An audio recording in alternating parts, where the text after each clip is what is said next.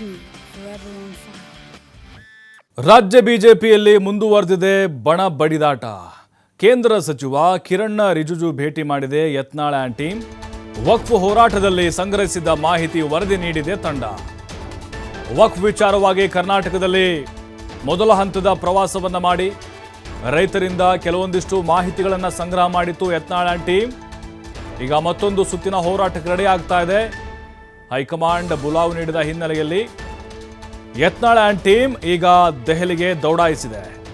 ನೋಡಿ, ಈಗ ವಿಜಯೇಂದ್ರ ಅವರು ದೆಹಲಿಗೆ ಹೋಗಿ ಬಂದ ಬೆನ್ನಲ್ಲೇ ಯತ್ನಾಳ್ ಆ್ಯಂಡ್ ಟೀಮ್ ಹೋಯಿತು ದೆಹಲಿಗೆ. ನಿನ್ನೆ ಕಿರಣ್ ರಿಜಿಜು ಅವ್ರನ್ನ ಭೇಟಿ ಮಾಡಿದ್ದಾರೆ. JPC ಕಮಿಟಿ ಇದೆಯಲ್ವಾ, ಜಾಯಿಂಟ್ ಕಮಿಟಿ ಇದೆಯಲ್ವಾ, ಆ ಕಮಿಟಿಯ ಕಾರ್ಯದರ್ಶಿಗಳನ್ನು ಭೇಟಿ ಮಾಡಿದ್ರು ನಿನ್ನೆ. ಈಗ ಕಿರಣ್ ರಿಜಿಜು ಅವ್ರನ್ನ ಭೇಟಿ ಮಾಡಿ ವಕ್ಫ್ ವಿಚಾರವನ್ನು ಅಲ್ಲಿ ಆ ವರದಿಯನ್ನು ಸಲ್ಲಿಸಿದ್ದಾರೆ.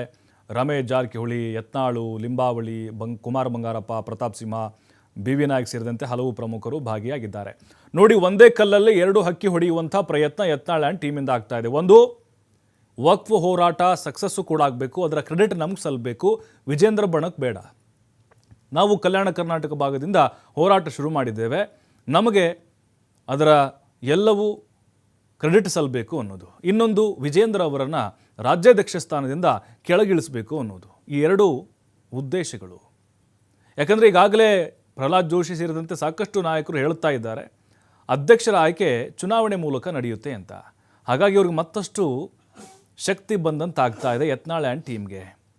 ಈಗ ವಕ್ಫ್ ಹೋರಾಟದ ವರದಿಯನ್ನು ಕೊಟ್ಟಿದ್ದಾರೆ. ಅದರ ಜೊತೆಗೆ ವಿಜಯೇಂದ್ರ ವಿರುದ್ಧವೂ ಕೂಡ ಕೆಲವೊಂದಿಷ್ಟು ದೂರುಗಳನ್ನು ಕೊಟ್ಟಿದ್ದಾರೆ. ಏನು ಹಾಗಾದರೆ? ವಿಜೇಂದ್ರ ಅವರು ನಮ್ಮ ಮಾತು ಕೇಳ್ತಾ ಇಲ್ಲ, ಅವ್ರವ್ರಿಗೆ ಬೇಕಾದವ್ರಿಗೆ ಸ್ಥಾನಮಾನಗಳನ್ನು ಕೊಡ್ತಾ ಇದ್ದಾರೆ, ಹಿರಿಯರನ್ನ ಕಡೆಗಣಿಸ್ತಾ ಇದ್ದಾರೆ, ಸಮರ್ಥವಾಗಿ ಕಾಂಗ್ರೆಸ್ ವಿರುದ್ಧ ಹೋರಾಟಗಳನ್ನು ರೂಪಿಸ್ತಾ ಇಲ್ಲ, ಹೀಗೆ ಕೆಲವೊಂದಿಷ್ಟು ಕಂಪ್ಲೇಂಟನ್ನು ಕೂಡ ನೀಡಿದ್ದಾರೆ. ಈ ಬಗ್ಗೆ ಮತ್ತಷ್ಟು ಮಾಹಿತಿ ಶಿವಕುಮಾರ್ ನೀಡ್ತಾರೆ. ಶಿವಕುಮಾರ್, ಯತ್ನಾಳ್ ಆ್ಯಂಡ್ ಟೀಮ್ ದೆಹಲಿಯಲ್ಲೇ ಬೀಡು ಬಿಟ್ಟಿದೆ. ವಕ್ಫ್ ವರದಿಯ ನೆಪದಲ್ಲೇ ವಿಜಯೇಂದ್ರ ಆ್ಯಂಡ್ ಟೀಮ್ ವಿರುದ್ಧವೂ ಕೂಡ ದೂರುಗಳ ಸುರಿಮಳೆಯನ್ನು ಸುರಿಸಿದ್ದಾರೆ ಅಂತ ಹೇಳಲಾಗ್ತಾ ಇದೆ. ಅಂದರೆ ಈಗ ಅವರ ಹೋರಾಟಕ್ಕೆ, ಅವರ ಬಣಕ್ಕೆ ಮತ್ತಷ್ಟು ಒಂದು ಬಲ ಸಿಕ್ಕಂತಾಗ್ತಾ ಇದೆಯಾ ಅಂತ ಈ ಬೆಳವಣಿಗೆ ನೋಡ್ತಾ ಇದ್ರೆ? ಖಂಡಿತ ಪ್ರಭು, ಯತ್ನಾಳ್ ಅವರ ಟೀಮು ದೆಹಲಿಯಲ್ಲಿದೆ. ದೆಹಲಿಯಲ್ಲಿ ಕೇಂದ್ರ ಸಚಿವರು ಹಾಗೆ RSS ನಾಯಕರನ್ನ ಭೇಟಿ ಮಾಡ್ತಾ ಇದೆ ನಿನ್ನೆಯಿಂದ. ಬಿಜೆಪಿ ರಾಜ್ಯಾಧ್ಯಕ್ಷ ಸ್ಥಾನದಿಂದ ವಿಜಯೇಂದ್ರ ಅವರನ್ನ ಕೆಳಗಿಳಿಸ್ಬೇಕು. ಯಾಕೆಂದ್ರೆ ವಿಜಯೇಂದ್ರ ಅವರು ಹಿರಿಯರ ಜೊತೆ ಸರಿಯಾದಂತ ಹೊಂದಾಣಿಕೆಯನ್ನ ಮಾಡ್ಕೊಳ್ತಾ ಇಲ್ಲ, ಹಿರಿಯರನ್ನ ಕಡೆಗಣಿಸ್ತಾ ಇದ್ದಾರೆ. ಪಕ್ಷದಲ್ಲಿ ಎಲ್ಲವೂ ಕೂಡ ಸರಿ ಇಲ್ಲ, ಯಾರು ಕೂಡ ಅವ್ರಿಗೆ ಸಾಥನ್ನ ಕೊಡ್ತಾ ಇಲ್ಲ. ಎಲ್ಲರನ್ನ ವಿಶ್ವಾಸಕ್ಕೆ ತೆಗೆದುಕೊಂಡು ಹೋಗೋದ್ರಲ್ಲಿ ವಿಜಯೇಂದ್ರ ಅವರು ವಿಫಲರಾಗ್ತಾ ಇದ್ದಾರೆ ಅನ್ನುವಂತಹ ಆರೋಪಗಳನ್ನ RSS ನಾಯಕರ ಮುಂದೆ ಇಟ್ಟಿದ್ದಾರೆ. ರಮೇಶ್ ಜಾರಕಿಹೊಳಿ, ಕುಮಾರ್ ಬಂಗಾರಪ್ಪ, ಅರವಿಂದ್ ಲಿಂಬಾವಳಿ ಸೇರಿದಂತೆ ಹಲವು ನಾಯಕರು ದೆಹಲಿಗೆ ಭೇಟಿಯನ್ನ ಕೊಟ್ಟಿದ್ದಾರೆ. ಯತ್ನಾಳ್ ಅವರು ಇವತ್ತು ದೆಹಲಿಗೆ ತೆರಳ್ತಾ ಇದ್ದಾರೆ. ಈ ಒಂದು ಹಿನ್ನೆಲೆಯಲ್ಲಿ, ಯಾಕೆಂದ್ರೆ ಈಗಾಗಲೇ ಯತ್ನಾಳ್ ಅವರು ಒಂದು ಕಡೆ ಹೋರಾಟವನ್ನ ಮಾಡಿದ್ರೆ ವಿಜಯೇಂದ್ರ ಅವರು ಮತ್ತೊಂದು ಕಡೆ ಹೋರಾಟವನ್ನ ಇಟ್ಕೊಂಡಿದ್ರು. ರಾಜ್ಯ ಬಿಜೆಪಿಯಲ್ಲಿ ಎಲ್ಲರೂ ಕೂಡ ಒಟ್ಟಾಗಿ ಹೋರಾಟಗಳನ್ನ ರೂಪಿಸೋದು ಇರ್ಬೋದು, ಪ್ರತಿಭಟನೆಗಳನ್ನ ಮಾಡೋದಿರ್ಬೋದು, ಸರ್ಕಾರದ ವಿರುದ್ಧ ಅಟ್ಯಾಕ್ ಅನ್ನ ಮಾಡೋದಿರ್ಬೋದು, ಯಾವುದರಲ್ಲೂ ಕೂಡ ಹೊಂದಾಣಿಕೆ ಕಾಣಿಸ್ತಾ ಇಲ್ಲ. ಪಕ್ಷದಲ್ಲಿ ಭಿನ್ನಮತ ಈಗಾಗಲೇ ಕಳೆದ 3-4 ತಿಂಗಳಿಂದಲೂ ಕೂಡ ಹೆಚ್ಚಾಗ್ತಾನೆ ಇದೆ. ಸರಿಪಡಿಸಿಕೊಳ್ಳುವಂತ ಪ್ರಯತ್ನಗಳಾಗ್ತಾ ಇಲ್ಲ.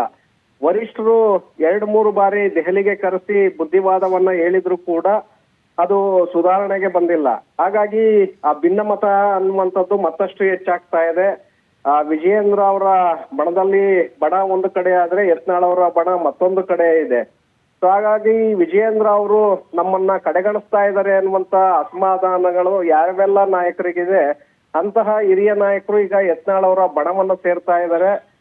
ವಿಜಯೇಂದ್ರ ಅವರನ್ನ ಕೆಳಗಿಳಿಸ್ಬೇಕು, ಬೇರೆಯವರನ್ನ ಅಲ್ಲಿಗೆ ತಂದು ಕೂರಿಸ್ಬೇಕು ಅನ್ನುವಂತ ನಿಟ್ಟಿನಲ್ಲಿ ಪ್ರಯತ್ನಗಳನ್ನ ಮುಂದುವರಿಸಿದ್ದಾರೆ. ಇವತ್ತು ನಾಳೆ 2 ದಿನಗಳ ಕಾಲ ನಡ್ಡಾ ಅವರನ್ನ ಭೇಟಿ ಮಾಡಲಿದ್ದಾರೆ. ಅಮಿತ್ ಶಾ ಅವರ ಭೇಟಿಗೆ ಸಮಯಾವಕಾಶವನ್ನ ಕೇಳಿದ್ದಾರೆ. ಅಲ್ಲಿ ಕೇಂದ್ರ ಸಚಿವರನ್ನ ಪ್ರಹ್ಲಾದ್ ಜೋಶಿ, BL ಸಂತೋಷ್ ಸೇರಿದಂತೆ ಹಲವು ನಾಯಕರನ್ನ ಭೇಟಿ ಮಾಡಿ ರಾಜ್ಯದಲ್ಲಿ ಏನೆಲ್ಲ ಸಮಸ್ಯೆಗಳಾಗಿದೆ, ಮತ್ತೆ ಯಾವ್ಯಾವ ಕಾರಣಕ್ಕೆ ವಿಜಯೇಂದ್ರ ಅವರನ್ನ ನಾವು ಅವರ ಮೇಲೆ ಆರೋಪಗಳನ್ನ ಮಾಡ್ತಾ ಇದೀವಿ, ಅವರಿಂದ ಆಗ್ತಾ ಇರುವಂತ ಪಕ್ಷಕ್ಕೆ ನಷ್ಟ ಏನು, ಇದರ ಬಗ್ಗೆ ಹಲವು ಕಾರಣಗಳನ್ನ ಮುಂದಿಟ್ಕೊಂಡು ನಾಯಕರನ್ನ ಭೇಟಿ ಮಾಡ್ತಾ ಇದ್ದಾರೆ. ಸೊ ಈಗಾಗಲೇ ಒಂದು ಕಡೆ ಪ್ರಹ್ಲಾದ್ ಜೋಶಿ ಅವರು ಚುನಾವಣೆಯ ಮೂಲಕ ಪಕ್ಷದ ರಾಜ್ಯಾಧ್ಯಕ್ಷರನ್ನ ಆಯ್ಕೆ ಪ್ರಕ್ರಿಯೆ ನಡೆಯುತ್ತೆ ಅನ್ನುವಂತ ಮಾತನ್ನ ಹೇಳಿದ್ದಾರೆ. ತದನಂತರ ಶಿವರಾಜ್ ಸಿಂಗ್ ಚೌಹಾಣ್ ಅವರನ್ನು ಕೂಡ ಚುನಾವಣಾ ಉಸ್ತುವಾರಿಯನ್ನಾಗಿ ನೇಮಕ ಮಾಡಲಾಗಿದೆ. ಸೊ ಈ ಎಲ್ಲ ಬೆಳವಣಿಗೆಗಳನ್ನ ನೋಡಿದ್ರೆ ಎಲ್ಲೋ ಒಂದು ಕಡೆ ವಿಜಯೇಂದ್ರ ಅವರ ಪಟ್ಟಕ್ಕೆ ಸಂಚಕಾರ ಬಂದಿದೆ ಅನ್ನುವಂಥದ್ದು ಇಲ್ಲಿ ನಾವು ಗಮನಿಸಬೇಕಾಗತ್ತೆ. ಆ ಒಂದು ನಿಟ್ಟಿನಲ್ಲೇ ಈ ಯತ್ನಾಳರ ಬಣ ಮತ್ತಷ್ಟು ಒತ್ತಡವನ್ನ ಕೇಂದ್ರ ನಾಯಕರ ಮೇಲೆ, RSS ನಾಯಕರ ಮೇಲೆ ದೆಹಲಿಯಲ್ಲಿದ್ದೇ ಒತ್ತಡವನ್ನ ತರ್ತಾ ಇದೆ. ಪ್ರಭು, ಥ್ಯಾಂಕ್ ಯು ಶಿವಕುಮಾರ್ ತಮ್ಮೆಲ್ಲ ಮಾಹಿತಿಗಾಗಿ.